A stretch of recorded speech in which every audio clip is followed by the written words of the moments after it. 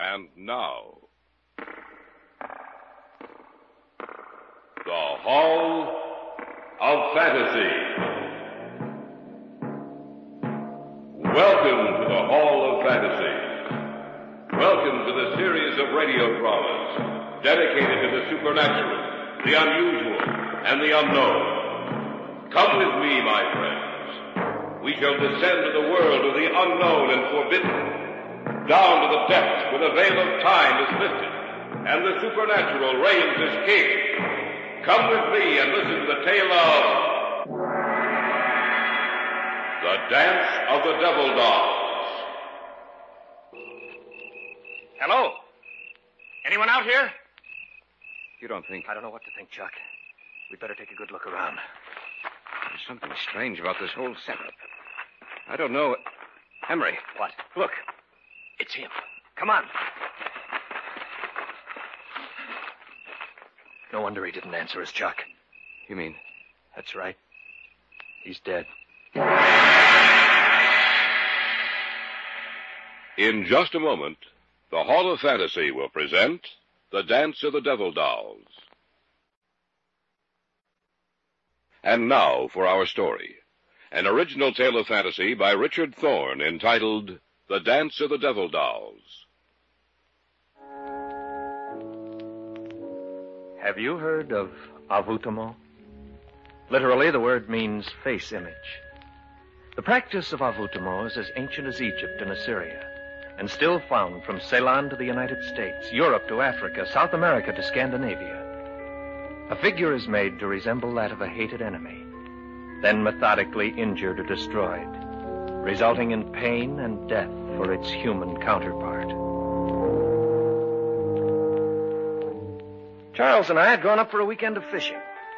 Saturday night at dusk, when the sky had dulled from blue to gray, and the gray was shading darker every minute, we were walking back up to the cabin. Not a bad haul, huh, Emery? For you, not for me. I'll bet you the smallest of those 3 bass weighs over 4 pounds. What bait were you using? Oh, a spoon. The fish just wouldn't leave it alone. Anyway, we'll have a good fish dinner tonight. And maybe tomorrow my luck will change. Well, I hope so. What time is it? About 9. We've been out 5 hours. Chuck, Yeah? there's someone coming down the trail towards us. Where? Oh, yes, I see. Can't be going down to fish this late. Oh, you can't tell. Some guys really get the bug. There's a guy I know named Lloyd Erskine who will fish off... Excuse me, gentlemen. He means us. Wonder what he wants. Excuse me, gentlemen. I lost something. I wonder if you found it. I don't know what you're looking for, mister, but we haven't found it, whatever it is. Perhaps you saw it lying on the ground. It was a doll. A doll? Yes, about 12 inches tall. It looked something like me. I'm sorry, we haven't seen it. Of course, you can always buy your daughter It doesn't belong to my daughter. Oh. Well, we haven't seen it. Are you staying at a cabin on this lake? Yes. Only until tomorrow night. It's right at the head of the trail up there. You must have passed it as you started down. If by any chance you do come across it, I'll stop in before I leave this area, if you don't mind. Well, that's perfectly all right. Thank you, gentlemen. I must have the doll for the dance tonight, or the old woman will be angry. Well, what do you make of that? Search me. He talked so strangely. I must have the doll for the dance tonight, or the old woman will be angry. I think he's off his rocker. Well, it's not our worry, Emery. Come on, let's go.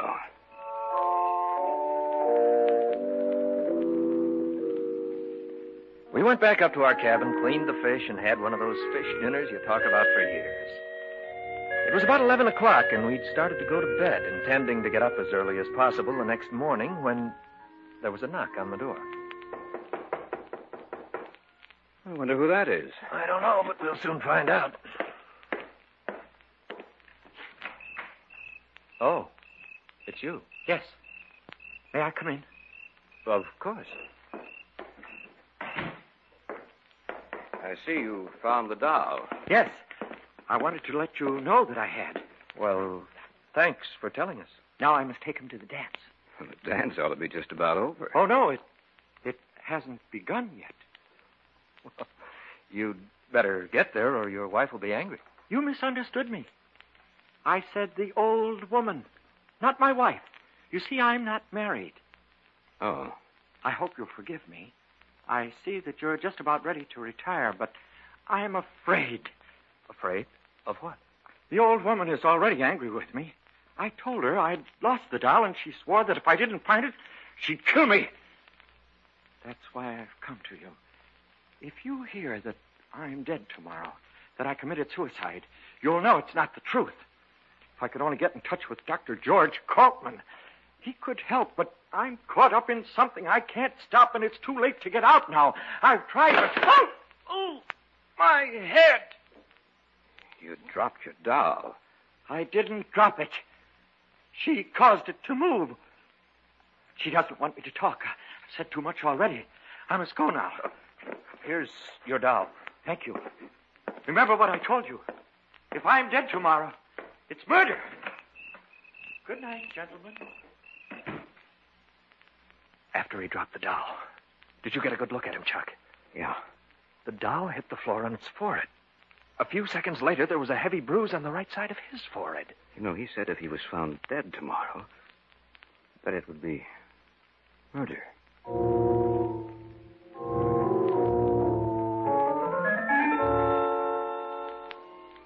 It was about 11:30 when we finally got to bed.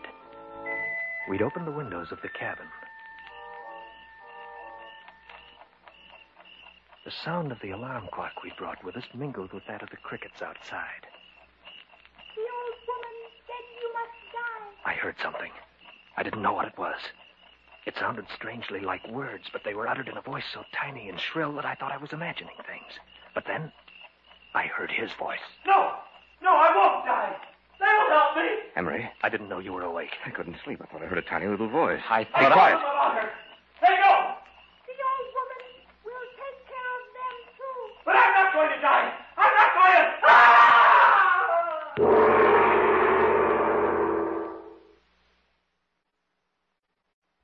Back now to our story. An original tale of fantasy by Richard Thorne entitled The Dance of the Devil Dolls.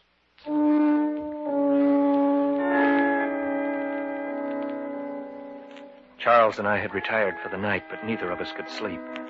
Suddenly, from outside, we heard the voice of the man we'd met earlier, and another voice, high and shrill, and somehow deadly. The old woman will take care of them, too. But I'm not going to die. I'm not going to... Ah! What's going on out there? We'd better take a look. There's a pair of pants and some shoes on. Remember what he said about dying? Yeah. You ready? Yes. All right, let's go.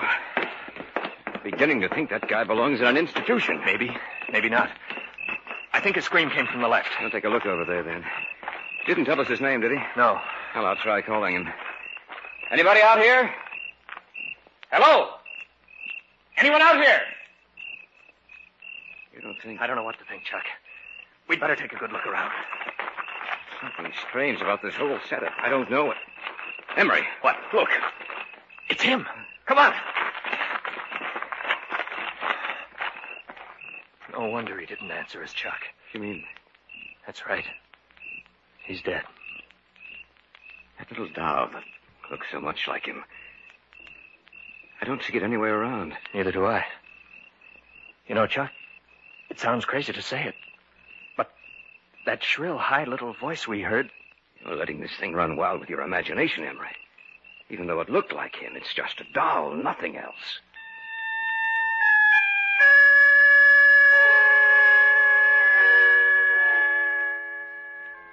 It had to be my imagination, of that I was sure.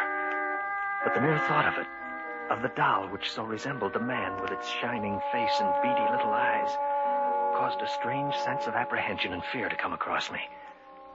And I glanced out into the darkness and saw only the lumbering shadows of the trees and heard the rustle of their leaves as they brushed together.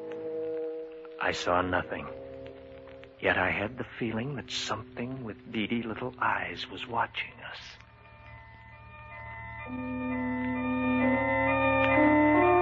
We notified the authorities. They came out, found no evidence of foul play, and diagnosed his death as being caused by heart failure.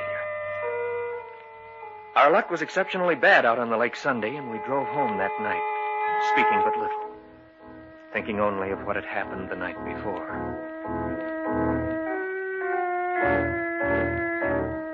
About 10 days after we returned to the city, both Charles and I were home one evening. We shared an apartment together, and that night neither of us had anything to do. We were playing gin rummy. One more hand like that and you'll be out, you lucky dog. It was pure skill, my friend, no luck involved. Cut? No, I trust you. It's a good thing Pamela stood you up tonight. She knew that you wanted a gin partner. Don't be humorous. Proposed to her yet? No, but I'm working on it. You know, you deal like a card shark. I have nothing but... Expecting anyone? No, you. Mm-mm. Well, I'll see who it is. Whoever it is, get rid of him. I got a good hand. Coming right up.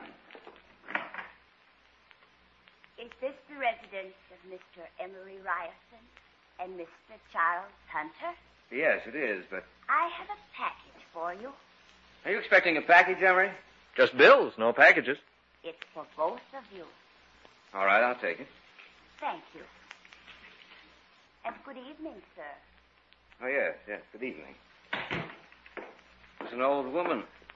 She had a package for us. Well, set it down on the table and open it, man. Don't look a gift horse in the mouth. So I'll open it. It's wrapped very well. Maybe it's a bottle of scotch. Who is be sending us a bottle of... Someone has a real fine sense of humor. It's like the doll that fellow had with him. It's the same doll. Notice that little nick out of its forehead? That happened when he dropped it on the floor. What are we going to do with it? I don't know. We can keep it, I suppose. Well, let's get back to the game. No, I'm not in the mood now. You know, Emery, I can't help but remember what he said. The man who died? Yes. He said I must have the doll for the dance tonight, or the old woman will be angry. Yes, that's right. What brought that back to your mind? The woman who delivered this package.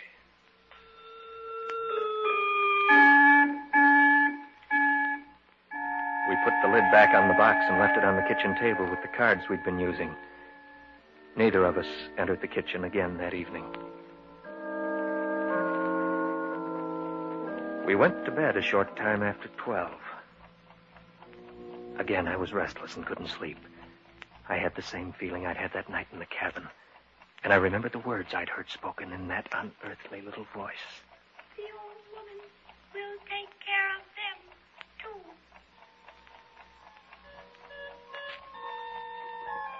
And I wondered if I'd only imagined those words, or whether they had actually been uttered by the creature in the box in the other room. It was then I heard it, like a thin, reedy piping. It sounded like music, a rhythmic, discordant melody I'd never heard before. And then I heard another sound. Emery? Yes? Am I going crazy? I hear it, too. I think we'd better see what it is. All right. I don't like this, Emery. It sounds I like... know what it sounds like. Emery. I can't believe my eyes. The box is open. And the little doll, Emery. It's moving. It's dancing on the table.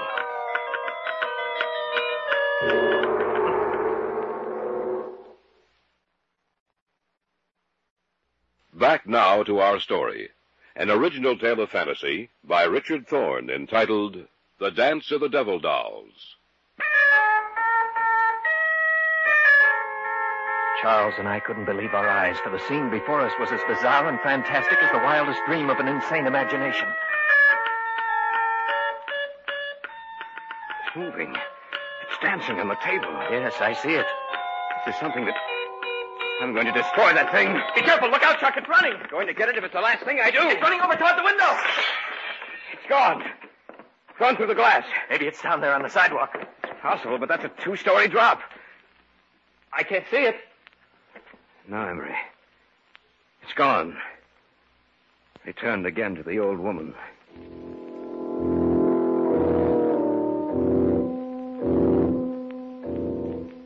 The man who had died had mentioned a name that night in the cabin. The name of Dr. George Kaltman. Now it came back into my mind. Kaltman was associated with occult research. If Kaltman could have helped the man who died, perhaps he could explain what was happening to us. We got in touch with him and made an appointment for the following evening. You have told me everything that has happened. Is that correct, gentlemen? Yes, everything. We'd like to know what it all means. Well, I shall explain it to you as best I can. Have either of you ever heard of envoûtement? No. Not that I recall. Well, envoûtement is the practice of making little dolls to resemble a hated enemy and then methodically injuring or destroying it, thus bringing about either pain or death, or both, in the doll's human counterpart. Dr. Colton, this doll we saw last night, it moved, it danced. I know. What you witnessed last night was the dance of the devil dolls. You say these dolls bring about pain or death, Dr. Coltman. Why should we be singled out? The man who died told you about the old woman. Is that not correct? Yes. Therefore, you must be destroyed.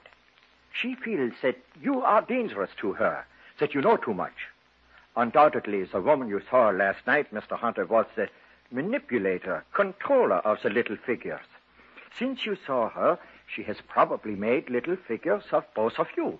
But before it will live and be subject to her will, she must have a part of you, a lock of your hair, a fingernail clipping, anything that will make yours and the doll's identities one and the same. What should we do? Go back to your apartment. I shall return with you. She will send the little doll back to your apartment tonight. I'm sure of that. We must capture the doll, for it is the only thing that will lead us to her.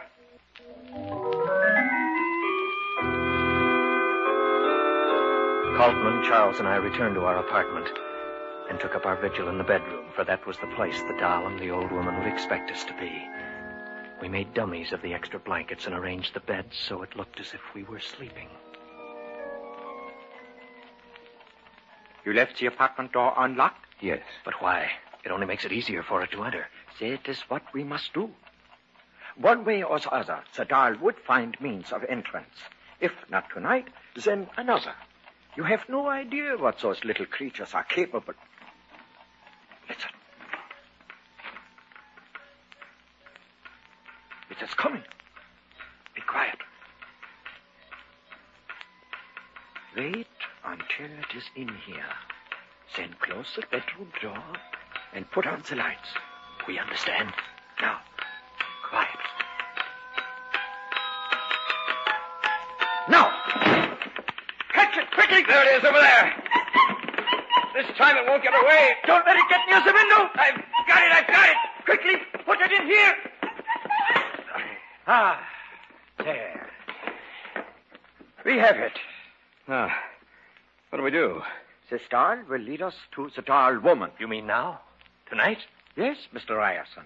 She will know that we have captured her little messenger if it does not return in a few hours, and she will be prepared to stop us. We must find her, destroy her if need be, before she has a chance to destroy you.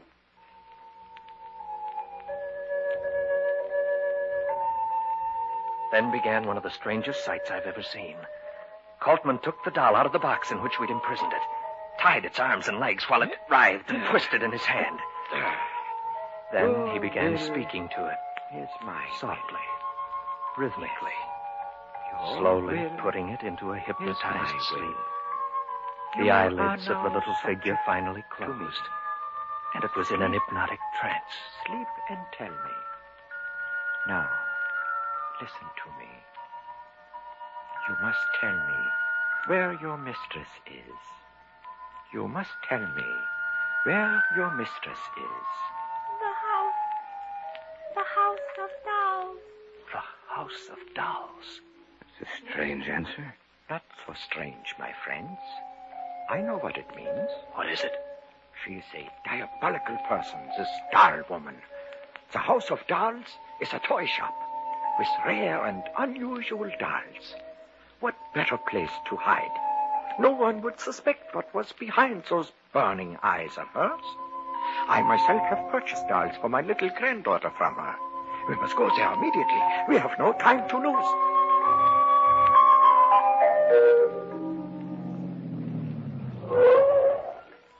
This is the place. Let's go. Right. It's past 2. There's no one on the streets. All the better. Try the door. It's open. Probably waiting in the rear of the shop. for the creature she sent out. Well, let's go in. As quietly as possible. We must catch her by surprise. All right. There's a light coming from beneath that door back there. That is where we must go. Listen. It is the dance of the devil dolls. The door's ajar. They're in there. I can see them. Yes, so do I. Be quiet. And soon, my children, you will be joined by 2 others. And then, no one can harm you. For when the new doll returns, he will bring with him what I need for the spell of the dancers. We must take her now. And they will join you in the dance of the Satan. devil doll. Now! What are you doing here? We've come to stop you. Look out, Bolton. She has a gun. So have I.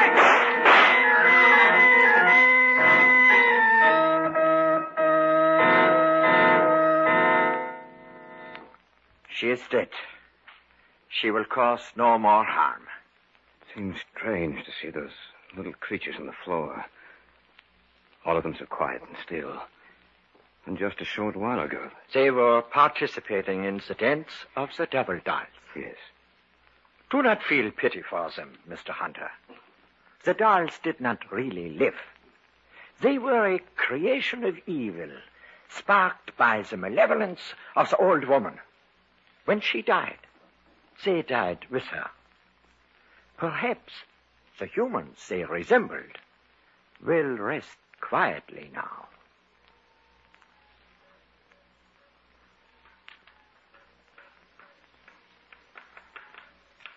The secret of the devil dolls is as old as man. It is lost now, but it will be found again. Then, once again, you will hear the dance of the devil dolls.